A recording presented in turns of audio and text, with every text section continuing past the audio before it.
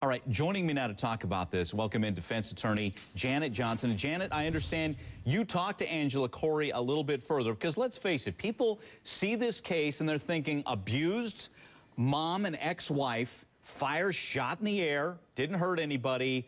How's she getting convicted and how she could be facing 20 years? What's the late word from Angela Corey?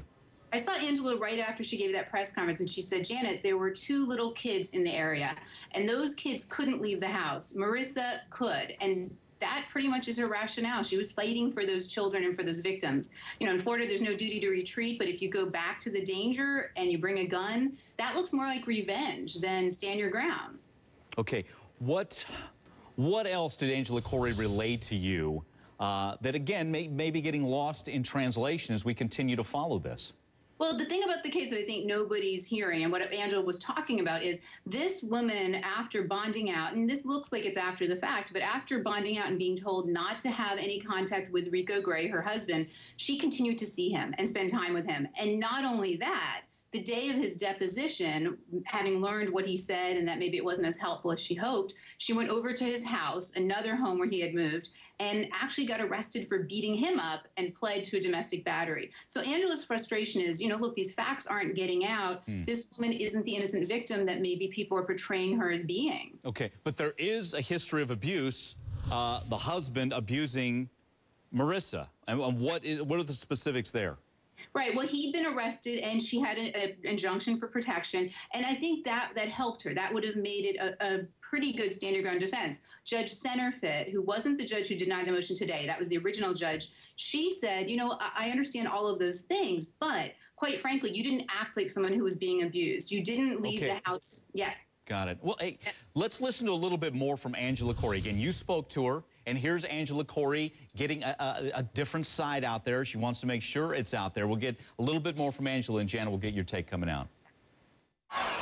The only reason Marissa Alexander was brought into my conference room in jail garb is because she violated her conditions of bond that Judge Morrow granted and went over and re-engaged the victim and hit him and got arrested for domestic violence on him and pled guilty to that charge, demonstrating no fear of Rico Gray Sr.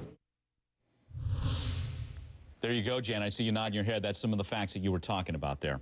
Yeah, and when you look at the judge's order denying stand your ground, she said, look, this just isn't consistent with your claim that you were battered, that you were scared. She also said you didn't tell the truth. The shot wasn't fired at the ground. It was actually straight by his head. The judge just said, you're not acting like a battered spouse, and in fact, you're now the batterer, and she denied it. But she could have raised self-defense at trial. It just would have opened the door to those facts, which I don't think would have been sympathetic to a jury. Okay, as this plays out, there are those domestic abuse victims that see this and say, wait a minute, as this is played out, there are going to be domestic abuse victims maybe a little less apt to speak up or defend themselves. Your thoughts on that as you see this play out there and you're so close to this? Right. Well, you hope not. And I don't think that is Angela Corey's perspective at all. She's very victim-oriented, so she would never want to do anything for 18 years to chill that people wouldn't stand up and say, this is happening to me. However, I think she and Judge Centerfit don't want to see somebody falsely cloak themselves in the battered spouse syndrome or battered spouse defense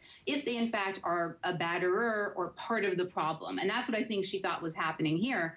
The problem is under 1020 life, if you don't have stand your ground and you lose, you're getting 20 years mandatory. And Angela said, we offered her 3 years in prison. We don't have to be here doing 20 years. We offered her 3 years and she rejected our offer. That was her frustration in court today. Got it. Okay. Hey, Janet, thanks for your perspective. Always good talking to you. Appreciate it.